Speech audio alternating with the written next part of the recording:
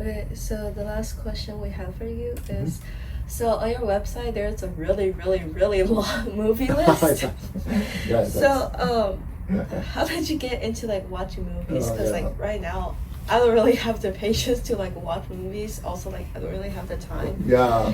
And like, what would be your movie recommendation for someone who doesn't like usually watch movies? Oh, that's tricky. So that's another thing that kind of went pretty much by with when we had kids. I mean, and I put a disclaimer into that list. It's like people kept telling me, "Wow, you have this great list of movies. You watch a lot of movies." Like, actually, that list hasn't been updated since like 2003, roughly.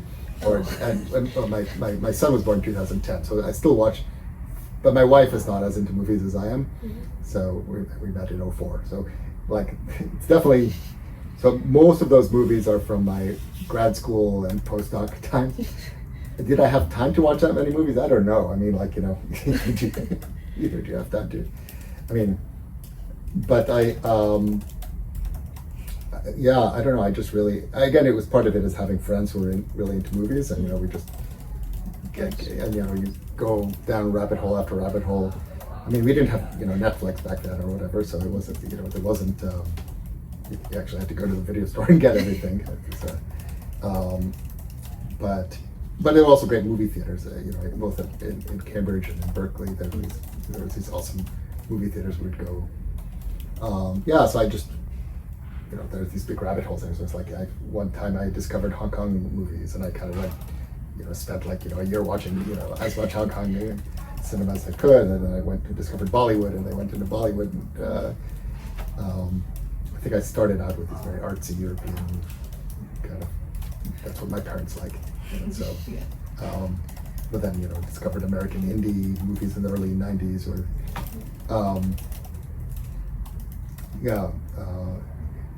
but again, it's sort of exploring and finding the things that you like, and then just going all in, and then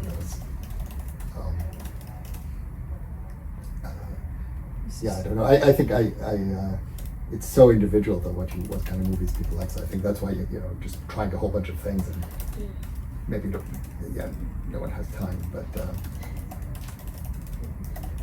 Your approach to everything seems to be like the same. Yeah, that's fair. Same with food. I think I like a lot of food. So. Yeah. That's kind of on topic, but what's your favorite food? That's my favorite food. Ooh.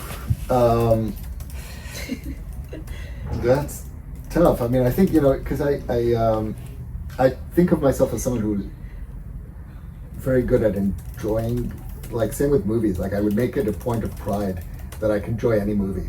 Doesn't matter how bad it is. Some people get really annoyed at various movies that are bad, and I think I can appreciate really high quality movies, but I can also appreciate not so high quality movies. And so just figuring out how you could get something out of it. And so with food, that's too. I mean, they've had a lot of very highbrow fancy food, and also I love street food.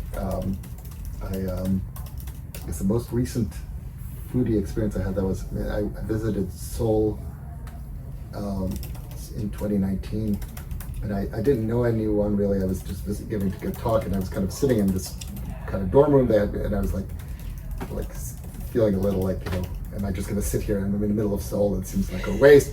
So I looked out and found a food tour.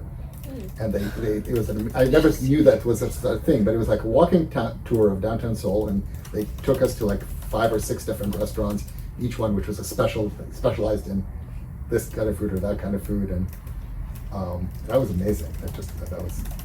I realized I should probably do that every city you go to. I didn't know that was a thing you could do, but Is it a thing you can do? I've never seen it. That was the only time I've done it. And then the pandemic hit, and I haven't done it. Right, yeah. But I was about to be like, well, yeah, but 2019 is like a long time ago. Then I forgot that the pandemic was in between. Yeah. The COVID-19 waves, everything. Right. So I feel like I haven't, but I have an upcoming trip into Singapore. I think that I might. Seems like that might be the right thing to do there too. Try the food. Hmm? Try the food. Yeah. Yeah, so I like going to places and trying the food. I like traveling. I haven't done again a lot of that since kids, but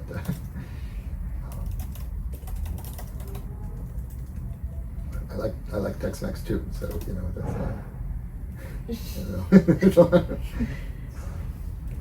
Yeah. I don't know if we got to this, but like, also like, yeah. Well, I guess like, so you don't have like a specific movie recommendation, but what is your like favorite movie, or maybe like top 5? I guess if you had to like pick. Oh man.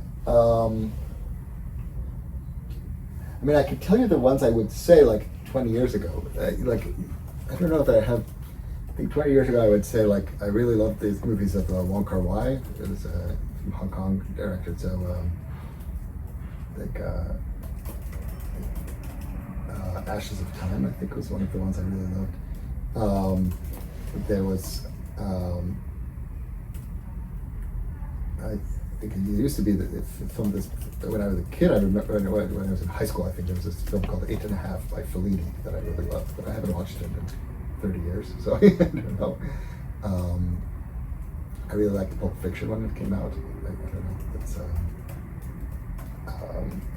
I tend to like very convoluted movies. Like I like movies that have time travel and kind of many convoluted stories that you have to like figure out what's going on. Even though sometimes people say that feel like it's gimmicky, I still enjoy it. I really liked Memento. I really liked recently Everything Everywhere All at Once. Yeah. That's that kind of movie is you know, sort of throws everything in the kitchen sink. That's sort of I like that kind of spirit. Yeah, I don't know. That's So you like sci-fi? I do like sci-fi. What would be yeah, I like ones ones that involve time travel. I feel like is a good is the one that I can think of right now.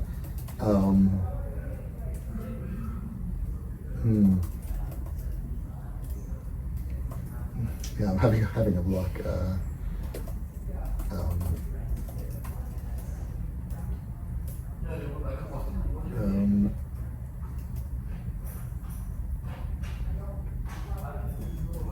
Yeah, I don't know. I also like big epic type things.